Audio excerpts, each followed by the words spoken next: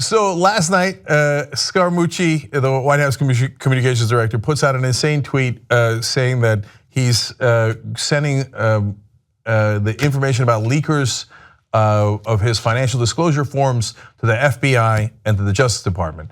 As you might know by now, because we've been covering it, the White House is not allowed to send things like that to the FBI Justice Department. It wasn't a felony and it wasn't a leak. It was already public information. Clown-orama. And then he deleted the tweet in a panic and then later said, no, I'm friends with Reince. And then you're about to see the CNN interview. Ain't friends. Nothing close to friends. So he goes on CNN for half an hour, which is, ironically, there's a leak in the middle of the interview that CNN reports right after the interview where a senior White House administration official says this interview is a car crash. Well, I want to show you that car crash. So let's start from the top, video 3. Here's Scaramucci on CNN.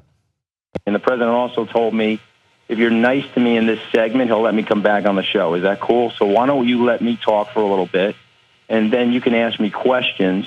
And what the president and I would like to tell everybody, we have a very, very good idea of who the leakers are, who the senior leakers are in the White House. We know who the senior leakers are at the White House. Wait, if the president and you know it, why doesn't the president just fire them? I mean, the one thing he's known for is firing people, whether it was apprentice or immediately once he gets inside the White House, like, oh, okay, all you people I hired, you're fired, you're fired, you're fired, right? So if he knows, why doesn't he? And so who is it? Because you seem to indicate it was Reince Priebus. Reporters have now absolutely positively clarified that you talked to them and said it was Reince Priebus. Now you're claiming it's not, but who is it? Let's go to the next video. And as you know from the Italian expression, the fish stinks from the head down. But I can tell you two fish that don't stink, okay? And that's me and the president. Just say it. Say it's Reince Priebus. You're saying everything but that. It's super obvious. God, this is amazing. The incompetence is legendary and record-breaking. All right, next clip's a little bit longer. This is kind of where he challenges Reince. I don't like the activity that's going on in the White House. I don't like what they're doing to my friend. I don't like what they're doing to the president of the United States or their fellow colleagues in the West Wing. Now, if you want to talk about the chief of staff, we have had odds, we have had differences. When I said we were brothers from the podium, that's because we're rough on each other. Some brothers are like Cain and Abel. Other brothers can fight with each other and then get along. I don't know if this is repairable or not. That will be up to the president. But he's the chief of staff. He's responsible for understanding and uncovering and helping me do that inside the White House, which is why I put that tweet out last night. When the journalists who actually know who the leakers are, like Ryan Lizard, they know the leakers. Jonathan Swain at Axio, these guys know who the leakers are. I respect them for not telling me because I understand and respect journalistic integrity. However, when I put out a tweet and I put Reince's name in the tweet, they're all making the assumption that it's him because journalists know who the leakers are. So if Reince wants to explain that he's not a leaker, let him do that. But let me tell you something about myself. I am a straight shooter, and I'll go right to the heart of the matter. Okay, so I'm done talking. You can ask me questions, but be nice on this segment, Chris. What a weird New York thing to say, but remember, be nice in this segment, okay? He says he's done talking. He was nowhere near done talking. And who says we're like Cain and Abel? You know they killed each other, or one of them killed the other. That is not a good analogy to make about the White House communications director and the White House chief of staff. Do you know what you're saying? You know your job is communications. He had no experience in communications. He was a financial guy. So, wow, it looks like Trump hired someone who didn't know what he was doing. Shocking. I knew you didn't see that coming. So Cain and Abel was bad enough. The fish stinks from the head down is bad enough. Hold. Let's go to the next one. But the White House leaks are small potatoes relative to things that are going on with leaking things about Syria or North Korea or leaking things about Iraq.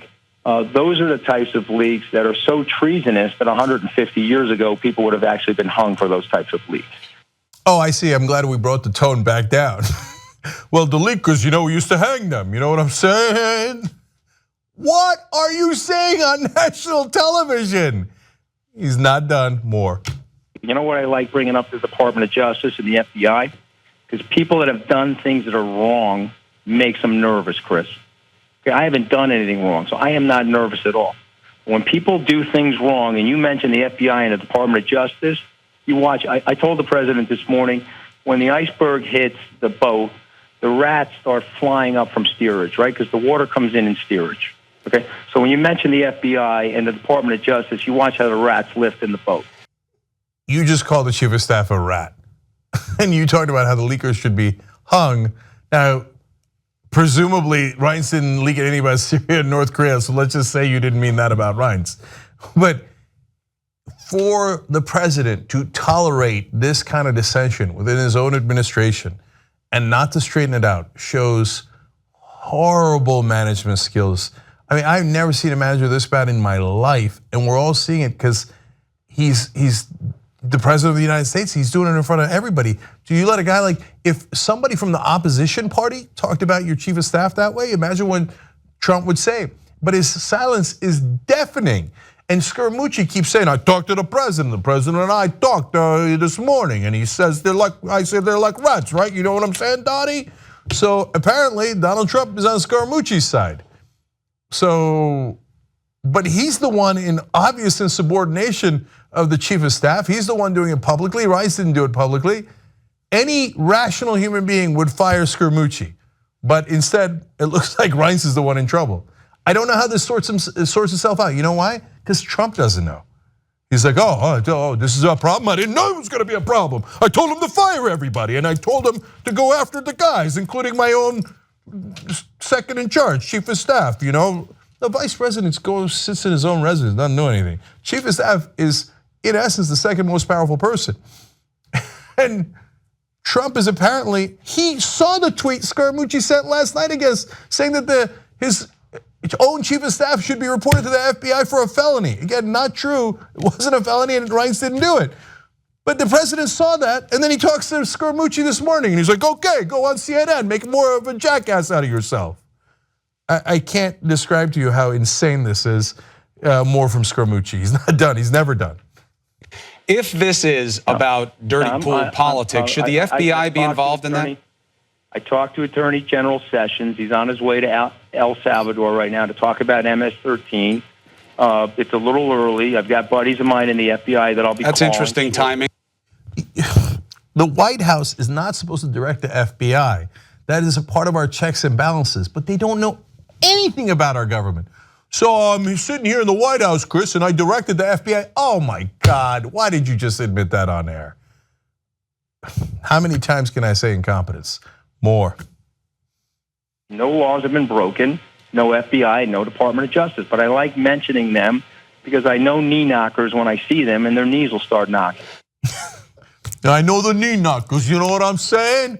You know, you got these rats trying to get off the bone. I know the knee knockers. So I tell them something, okay? I say, I gotta report you to the FBI whether it's legal or illegal. That's what I gotta do, okay? All right, Mooch. One last one from the Mooch. You know we shouldn't be running the White House like that. Look, I totally get why you want integrity of purpose within your White House.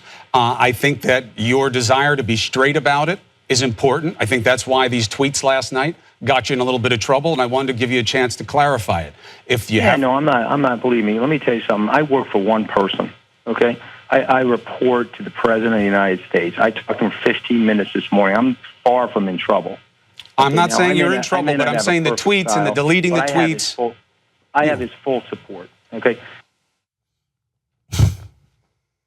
So look, Donald Trump, if Scaramucci really does have your full support, and he thinks the fish stinks from the head down, and he thinks it's Reince Priebus, and he wants to report him to the FBI, if you think your chief of staff committed a felony, then you should fire him immediately. But yet, there's still no one home. The president hasn't spoken about this, and he's just letting this happen in front of the whole world. Have you ever seen management this bad? If you saw it at a company, you would be in disbelief. When are they going to do something about this? But it's playing out in front of the whole planet. I've never seen anything so mental in my life. Every day you wake up, and just when you think you hit the bottom, you find out that this barrel doesn't have a bottom. So what's going to happen tomorrow? I have no idea. But this thing is spinning out of control so fast, we can't keep up with it. This is such a mess. It's making our heads spin. By the way, Trump supporters, are you tired of winning yet? Remember you were going to win so much, you were going to get tired of winning? You might be tired, but it ain't of winning. One last quote for you guys. Josh Green talked to a senior White House advisor. He's from Bloomberg, but he was on CNN right after Scaramucci's interview. The senior White House advisor said the interview, as I told you earlier, was a car crash. So then Green says on the air, so the idea that stunts like this are going to lock down the leaks, shut them off, I think is probably wrong. Because they're leaking while he's complaining about leaks on CNN. So not only has it been grotesquely counterproductive, it also didn't accomplish its mission. Incompetence through and through. Help us build independent media together. Come join us, tytnetwork.com/join.